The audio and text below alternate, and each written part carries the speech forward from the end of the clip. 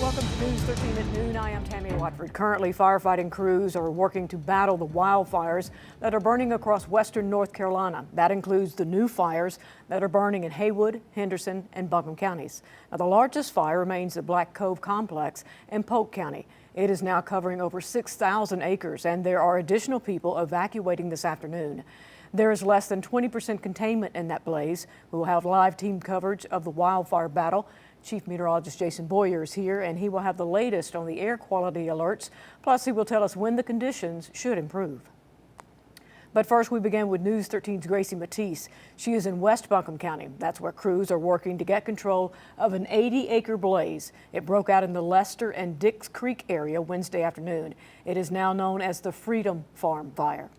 Gracie, a lot of viewers sent in photos and videos of this fire as its eerie glow lit up the night sky. You just talked to some of those homeowners. What do they have to say?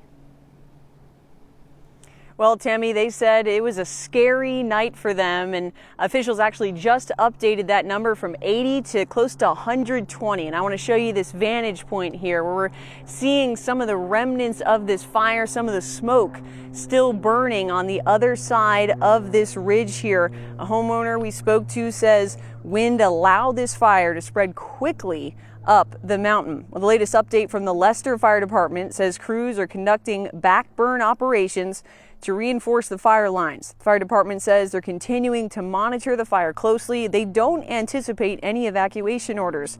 A homeowner says fire crews work diligently to protect the homes in the area. They stayed there all night, made sure that the fire wasn't getting too close. They did some back burns around our property to make sure that there was nothing to feed the feed the fire around the house, and they were great. Fire departments say a significant amount of smoke is anticipated to linger in Buncombe County. They say no drones are allowed in the area because they could potentially interfere with the Forest Service work. We believe the aircraft in the sky that you're hearing and possibly seeing could be the Forest Service trying to get updated numbers on this fire. Now, we've reached out to the West Buncombe Fire Department. We do know that they are working on this fire as well. We've yet to hear from them because they were out here all night long. They're trying to get a little bit of rest and then come back here. We're going to have another update for you later on in the show, but for now, live in Buncombe County, Gracie Matisse, News 13. Thank you, Gracie. Downtown Saluda is currently under a level 1 or green evacuation level. Green means be ready.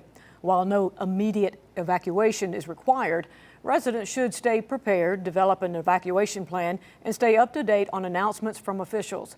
An emergency shelter has opened at the Polk County Senior Center. It is located at 75 Carmel Lane. That's in Columbus. And some good news in Jackson County. Emergency officials say the fire burning in the Kitchen Branch Road area of Silva is now 100% contained. The fire has burned about 50 acres. Work will continue this afternoon to put the fire out and to make sure it does not jump the containment lines.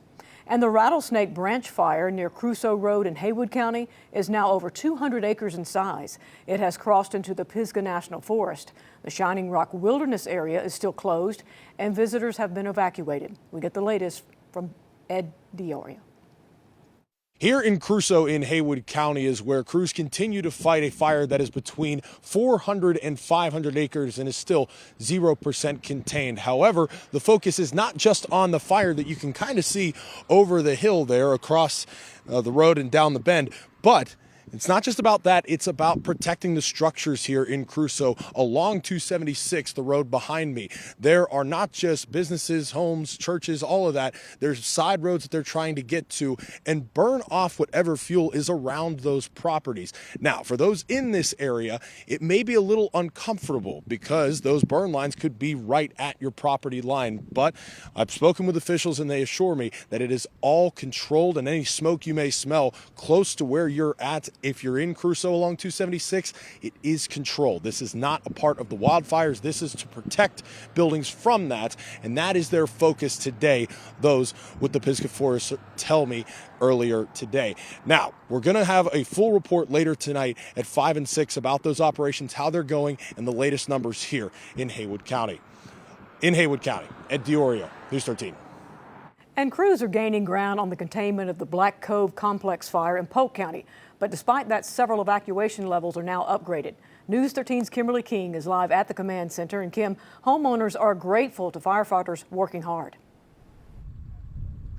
Tammy, they are, and the manpower has basically doubled from where we were earlier this week. There are now more than 400 personnel on the ground for these fires in Polk County. We just got video in from a couple that was evacuated from their community that's outside Saluda. It's called Glen Echo. Take a look at this video. They saw this overnight on their doorbell video and they gave it to us. Residents Faye and Dane Schuback tell me that they are out of their home but so grateful to see a firefighter at their front door, blowing away leaves and working hard to protect their home by doing this. Then there's a second vantage point that they got on their doorbell video around the other side of their home. It shows the important work to clear the leaves.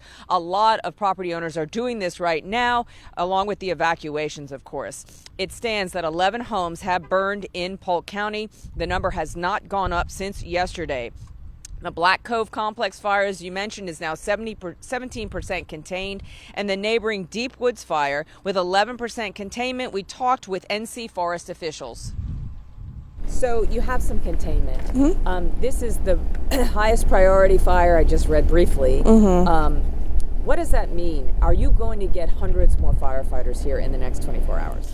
Yeah, so the Southern Area Compact, we're now the top priority, so that gives us more likelihood to send out resources. In terms of numbers, I'm not exactly sure, but as of right now, we're at 476 resources with about 240 equipment out here. And just to drill down on the containment portion of this news today, there's more containment on what we're told is the southern portion of this specific Black Cove fire. But most of the firefighter crews, I'm told, are working along the western portion of that particular fire where there's a density of homes. Now, over the last week, we've seen U.S. Forest Service Chinook helicopters in the air dipping into water, lakes and areas that have water and then dropping that water. We actually saw an even larger aircraft yesterday over the Black Cove fire. The great news today for these firefighters is that we have lower temperatures and the winds, it's not blowing my hair up like it was yesterday. So that's positive for the firefight. Reporting live from Polk County, Kimberly King, News 13. North Carolina Governor Josh Stein issued a state of emergency as crews try to contain the wildfires in western North Carolina. He will tour the fire damage on the ground this afternoon in Polk County. He's also here to honor the 106 lives lost during Helene on this afternoon's 6-month anniversary. And later he will visit the Fairview community to mark the anniversary. And we are still very dry and the fire danger remains high. That means absolutely no burning during the ban. Chief Meteorologist Jason Boyer is here. And Jason, what can you tell us? Yeah, some of the things we're tracking here today and in the coming days. So unhealthy air quality is certainly a headline. Several western North Carolina counties today will have very poor air quality conditions. I'll break that down in just a second. Winds are going to be less gusty today. That is good news. And we mentioned this earlier, the best rain chances in a long while coming Sunday into Monday. First, the air quality. Yeah, it's going to be a code orange day for you in Rutherford County. That's unhealthy for sensitive groups. Those with heart and lung disease, older and very young, should avoid outdoors as much as possible. Henderson, Polk, and Swain County, worse air quality there. That's a code red. That means everyone, regardless of health conditions, needs to avoid as much as they can the outdoors. And very unhealthy for Transylvania County. That's a code purple. That means you should stay indoors. If you have to go out, of course, some will have to wear a mask. That certainly could help. Wildfire danger, the risk level, extreme today, extreme Friday. Good news, it comes down, especially into Sunday. Still statewide burn bans in play. If you see some fires, report them. If somebody's burning, report that as well to authorities. We'll talk about that rain and add it up coming up. Thank you, Jason. Well, the station's coverage of the wildfires in the mountains and the upstate continues all day long. We'll have more in the next half hour, and we will bring you additional live reports starting this afternoon at 5 and 6. And you can always get up-to-the-minute information at WLOS.com or the News 13 app, plus the station's social media pages. And still to come, Good Morning America comes to western North Carolina to shine a light on the Helene recovery. We are there as Robin Roberts turns one of the hard-hit areas.